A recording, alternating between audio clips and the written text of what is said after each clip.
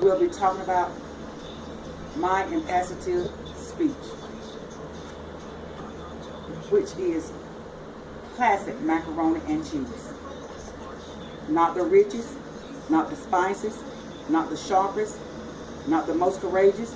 This is just plain delicious, no frail macaroni and cheese, great on its own, but also happy to welcome additions. The recipe can be had and baked in a 8 and 9 inch square casserole dish.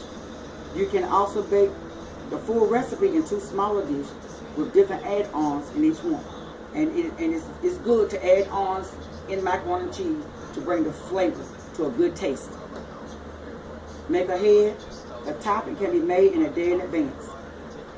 The casserole dish be assembled a day in advance, brought to room temperature and baked. Do not add a topping until just before baking. Classic macaroni and cheese. Remove from the heat. Add the cheese and the remaining teaspoon of salt. Stir until the cheese are complete melt. Add the cooked pasta. Stir in incorrectly. Transfer the mixture to the baking dish. Spreading it in even the layer. Sprinkling even with topping. Bake until the mixture is bubbling and the crumbs are golden brown. About 20 minutes. If the topping appears to be brown, too quickly cover, loosen with aluminum foil. And you can cook this in about 5 minutes before serving.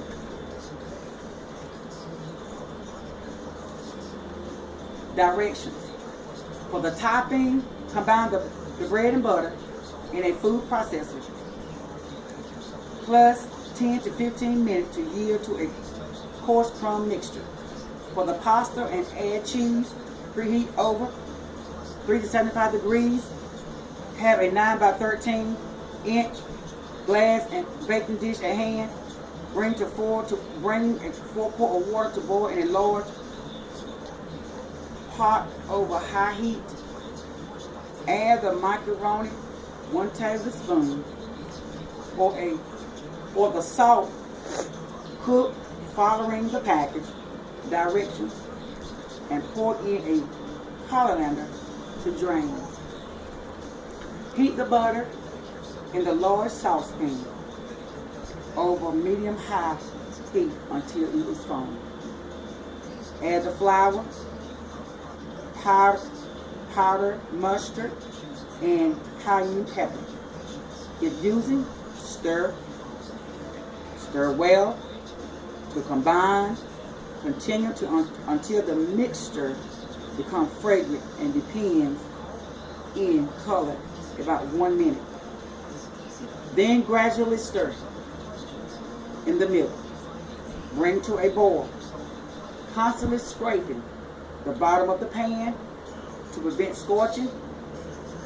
This step will take 10 to 15 minutes, depending on the temperature of the milk. The mixture must reach a full boil to fully thicken. Reduce the heat to the minimum low so that the mixture is barely bubbling over the edge. Cook about 5 minutes. Stir occasionally until it has thickened to the consistency of the heavy cream. You can find this at www.washingtonpost.com. Now here is a package that I normally use in my macaroni and cheese. It brings in a flavor, it brings in a taste, and it really makes the serving of it very well. So I recommend you go out and buy it because it is something good in macaroni and cheese. And it's a mild sauce that you can use. And I'm glad about it because this is something I'm mostly cook on Mondays and Tuesdays for my family. Is macaroni and cheese with other servings. And you can put any kind of add-ons you like in your macaroni and cheese. Also, I have a cookbook, and it has some recipes in here concerning macaroni and cheese. They are great flavor. You can't go wrong. I challenge you to